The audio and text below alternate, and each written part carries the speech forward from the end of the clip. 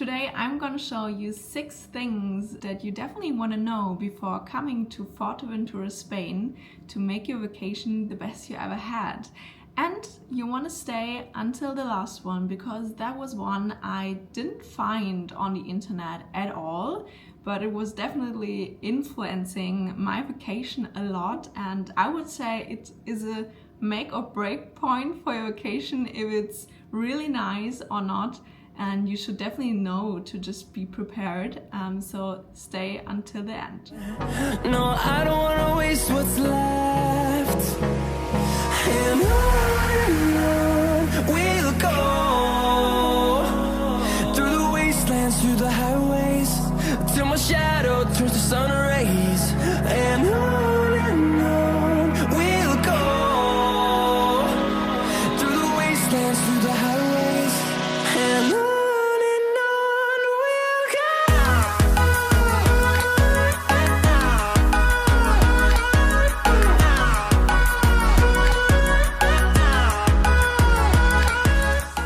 So number one are obviously the beautiful beaches, and that's probably one of the reasons you actually come here, because you've seen all of those videos and photos on the internet from those Maldives beaches. You have those long and wide beaches, you have those turquoise waters that are crystal clear, and it's definitely one of the most beautiful beaches I've seen in whole Europe.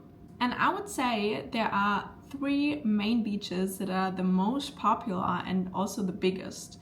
In the south you have the Playa de Jandillo. Bit above you have the Playa de Sotavento, that is also very popular for kite surfing and very natural. And in the northern part of Fuerteventura you have the Dunas de Corralejo. It's actually big dunes, and it's also the beach. And you also already see it on Google Maps because the dunes and the beach are literally so big. And in addition to those beautiful long beaches, you also have little beaches in the bays of the actual cities. For example, in Corralejo, it's a big city in the north. You also got a couple of bays where you just can literally lay on the beach in the city.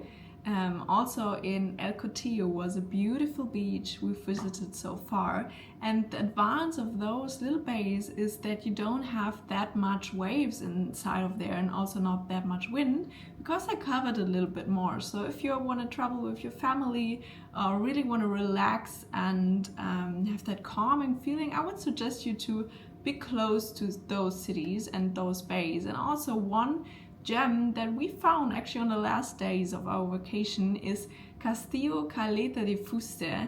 It's also a little bay in the city, and to warn you, it's not the most beautiful beach that Fuerteventura has.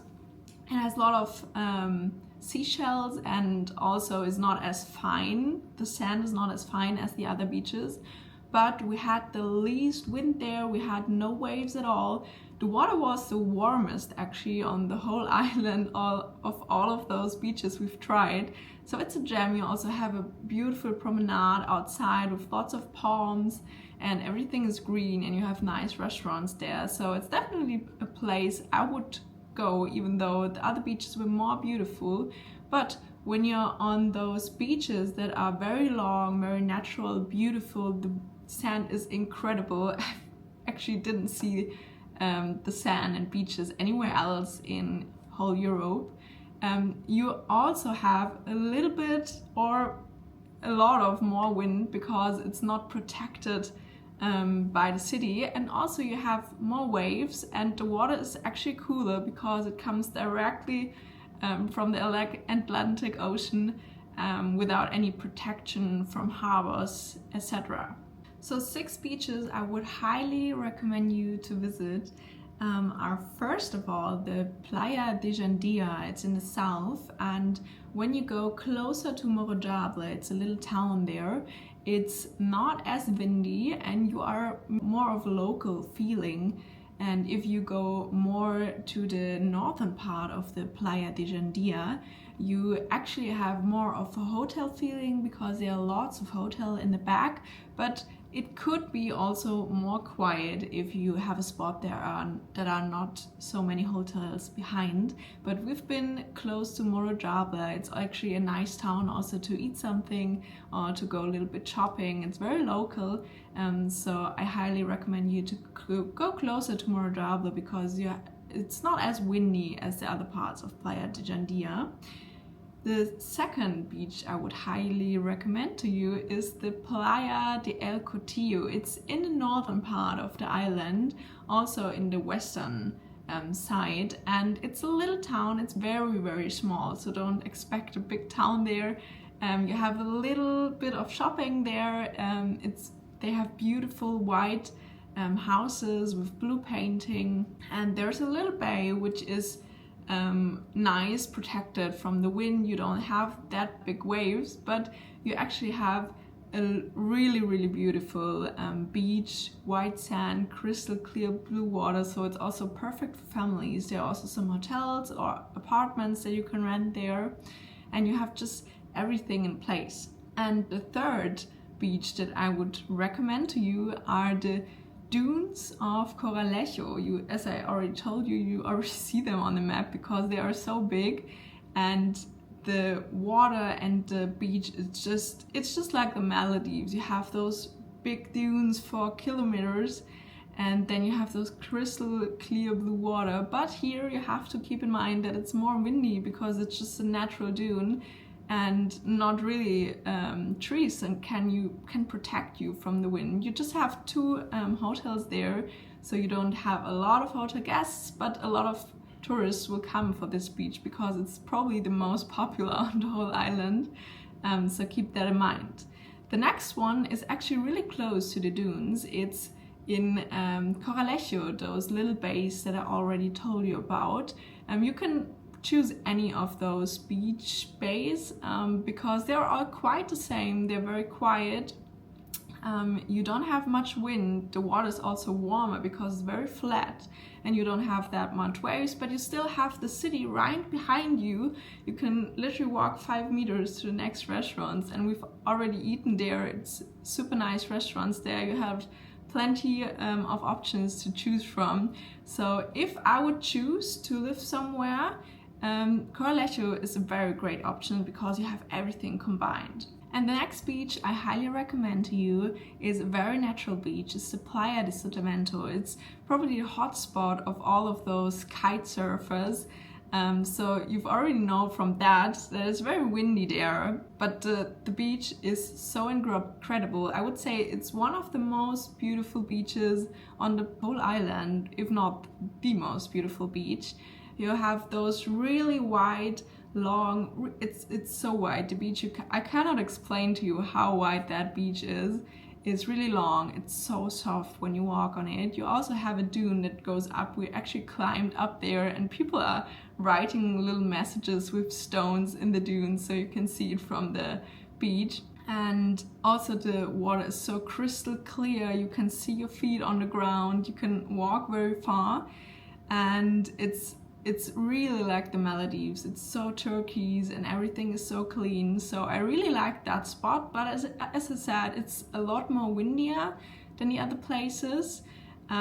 You also have more waves and it's cooler. The ocean is cooler than if you were in a town where it's protected from a harbor. But it's still very nice. You also have little bushes in the back that can protect you a little bit from the wind. But you can also, in some places, rent sun umbrellas and day beds just to have it more comfortable. And the last beach that I highly recommend visiting because it just had a lot of things that we really liked is the Playa Castillo de Caleta de Fuste. I will also blend it in here. And as I said, the beach is not the whitest that we've had on the island. It's more with seashells, but you have not that much wind there. It's very protected from the harbor. You don't have any waves at all, and the water is here actually the warmest that we had on the whole island. And you have those beautiful promenades in the background. You have palms, greenery, and you have really, really nice restaurants there. So it's a match of everything that you need for a really relaxing beach day. So the second thing I want to tell you about Fuerteventura is the vegetation. And when we landed, we were really shocked because it wasn't really shown to us on all of those videos how the vegetation really looks in Fuerteventura, because let's say 95% of the island really looks the same. It looks like you're landing on the Mars. Most of the parts don't have any vegetation. Some have little dry bushes on the side or in the mountains, but really most of the part of the island has no vegetation at all and just looks the same. You have those big sandy, sometimes orange, sometimes white mountains, but yeah, there's no vegetation at all. You have palms, but they are always to the city and not grown naturally. So every palm that grows on the island is planted there by someone. So you have most of the vegetation in the towns because they just want it to look nice for all of the tourists. But the rest of the island, it's really dry, no vegetation at all, just little bushes. Most parts of the island just look the same. So don't expect a jungle island for Fuerteventura. That's probably more Gran Canaria or the other islands surrounded here. So now I'm going to tell you the best places to stay on the island. I would say you just have a few places where I would actually recommend you to stay. You have the more southern part with Morajable, and there are also lots of hotels at the Playa de Jandia. But there, as I said, there are a lot of hotels, and this is actually the most windy part of the island. So you can stay there. There are also nice options. I would highly recommend you to stay close to the town of Morajable, because then you're not really in all of those hotels, and it's just a few hotels really inside of Morajable. The second part I would recommend you is to stay in El Cotillo. It's, as I said, it's really small. It's a very cozy town. You don't have that much there, so I would recommend you to get a car if you want to stay in El Cotillo.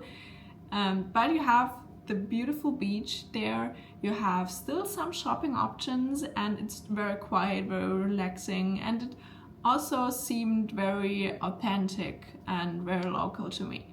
And the next part where I would, if I would come back, I would actually stay is Coralejo, because it was the most beautiful town we actually visited. You have a lot of options to choose from. You actually have a lot of restaurants to choose from, and those little bays directly into the city, so you don't have to drive with a car to get there. You also have the big dunes very close to you. It's just about a 10-minute drive with the car, so it's definitely a thing. And through the town you are very protected from wind, and the water is more warmer in those bays, so it's a really great option. And one bonus option is actually Castillo Caleta de Funte.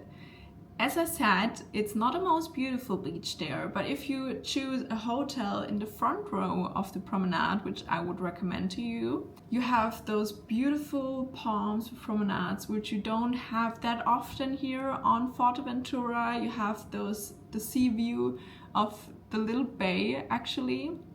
You have still nice restaurants, and it's really protected from wind. I think it's the most protected area from wind on the whole island. I don't know exactly why. And you don't have much waves coming in. The water is very flat, so you can literally walk 500 meters into the ocean and you still have the water around your stomach.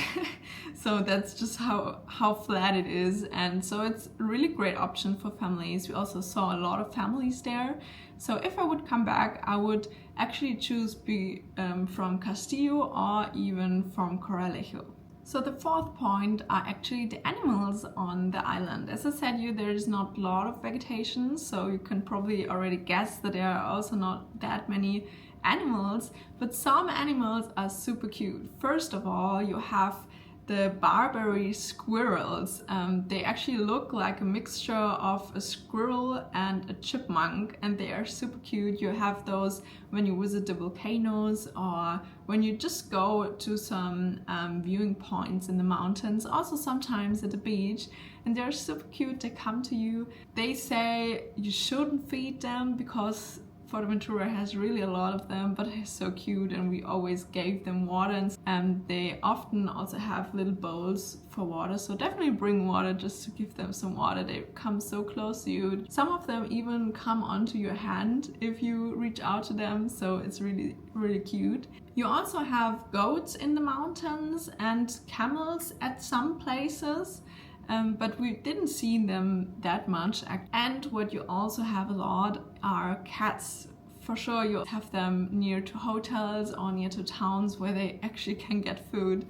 But they are so sweet. They also have like little container boxes for those cats where they give them food and they have a place to sleep, and it's really cute. And most of the time you can also donate food there, or there's a QR code where you can donate money to just support the locals that help the cats out. They always wanted to be petted, so yeah, they really made our stay very nice. And it reminded me of Turkey or Greece, where you also have a lot of those cats and just live with you in the hotel.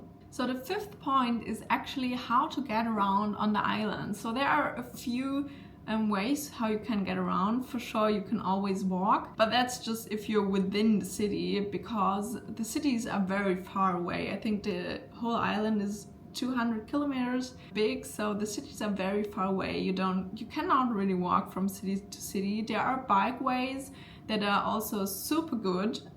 We've seen a lot of them, but it's windy, it's also hot, so not that many people want to drive 50 kilometers with a bike. You have public buses, which I also saw a lot, and I think they are quite nice, but you still have to walk through the bus stations. You have to wait for the buses, but they're also a convenient way and probably cheaper than anything else. And the last option that I would recommend to you is just to rent a car, because it's cheap on this island compared to other European islands. We've rented one for I think 10 days or 11 days, and we paid around 230 euros, which is really cheap for European countries. And you can just drive there. You'll get to very local beaches where maybe the buses not really drive or don't drive that often. And if you're 4 people or 3 people, you probably save on money, because you don't have to buy the bus tickets, and for sure you save a lot of time because you don't have to wait for buses, and you're just way more flexible. So I would highly recommend you to get a car. It was really convenient on the whole island to get around.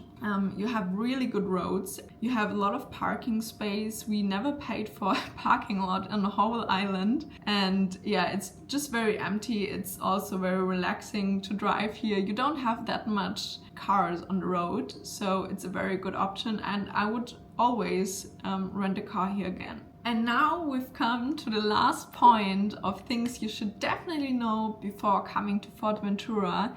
It's the 6th point, and it is part of the name of Fuerteventura. It's something that we could have thought about, but actually no one talked about this on the whole internet. I watched a lot of YouTube videos on Fuerteventura, and I wish I would have known before going there, so I could be a bit more prepared. And that is, the name of Fuerteventura means strong wind. So nobody really talked about it, that the winds here are so much stronger than on the other islands, than on Gran Canaria, etc. Because first of all, the island is especially the first island that gets all of the wind compared to the other islands, especially in the summer month, which is probably the most month where tourists come here. So June, May, July, September, all of these months are very windy. And the next part is that Fuerteventura doesn't have any trees